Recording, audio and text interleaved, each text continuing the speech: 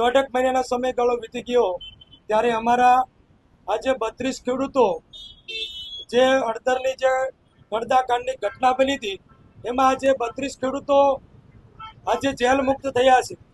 અમને આપણી ભારતની ન્યાયપાલિકા પર પૂરો ભરોસો હતો કે અમને 100% ન્યાય મળશે। અમે તમામ ખેડૂતો અમારા હક અને ન્યાયના અધિકાર માટે બોટાદના અમારા ખેડૂતનો જે અમારે કપાસમાં કડદો થતો હતો એ કડદાની મિટિંગમાં ગયા હતા। અમે અમારું શાંતિપૂર્વક ગાંધી ચિંધ્યા રાયના આંદોલન પૂર્વક અમારી માંગ અને અધિકાર માટે અમે લડતા હતા, પરંતુ કોઈ કાવતરાનો ભોગ બની અમને તમામ ખેડૂતોને જેલમાં પૂરવામાં આવ્યા હતા। પરંતુ અમને સૌ ખેડૂતોને આજે ન્યાયપાલિકાએ અમને જેલ મુક્ત કર્યા છે। એનો અમને તમામ ખેડૂતોને અમે એક અમારા ખેડૂતનો વિજય દિવસ તરીકે જોઈએ છીએ।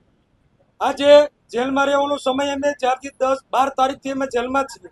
1 મહિનો અને 17 દિવસ સુધી ભાવનગર, રાજકોટ અને અમરેલી જેવી સબ જેલમાં અમે તમામ ખેડૂતો જેલમાં હતા અને 84 ખેડૂતો ઉપર 307 જેવી ગંભીર કલમો લગાવી અમારા ખેડૂતોને જેલમાં પૂરવામાં આવ્યા હતા।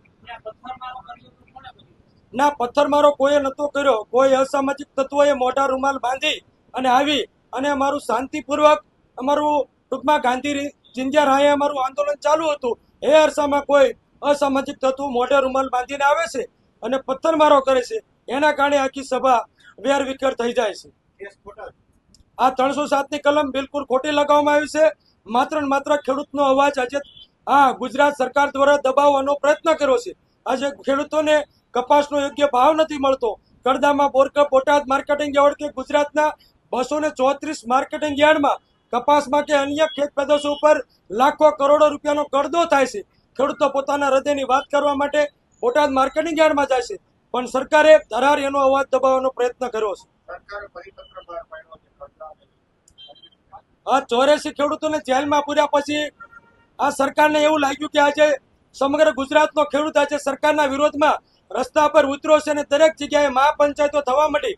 ત્યારે આ સરકાર દબાણમાં આવી અને અમારી મહાપંચાયતના 1 દિવસ અગાઉ મુખ્યમંત્રીશ્રી અને તમામ સહકારી ક્ષેત્રના આગેવાનો સાથે મળી અને એક પરિપત્ર બહાર પાડવામાં આવ્યો છે કે આજથી ગુજરાતના 234 માર્કેટિંગ યાર્ડમાં કડદા પર સમગ્ર પ્રકારનો બેન લગાવવામાં આવશે। જો કોઈ વેપારી કે કોઈ દલાલો કડદો કરશે તો એની ઉપર કાયદેસરની કાર્યવાહી થશે।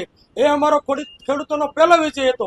અને બીજો અમારો બીજી માંગણી એ હતી કે કોઈ પણ વેપારી કોઈ પણ માર્કેટિંગ યાર્ડમાં એકવાર કપાસની કે કોઈ પણ ખેત પેદાશની ભાવ નક્કી થઈ ગયા પછી માર્કેટિંગ યાર્ડથી કોઈ પણ જીન સુધી કોઈ પણ વેપારીના જીન સુધી અમારા ખેડૂતનું વાહન લઈ જશે તો 10 કિલોમીટર, 12 કિલોમીટર કે 9 કિલોમીટર હોય તમામ ખેડૂતોને એનો યોગ્ય ભાડું ચૂકવવામાં આવશે।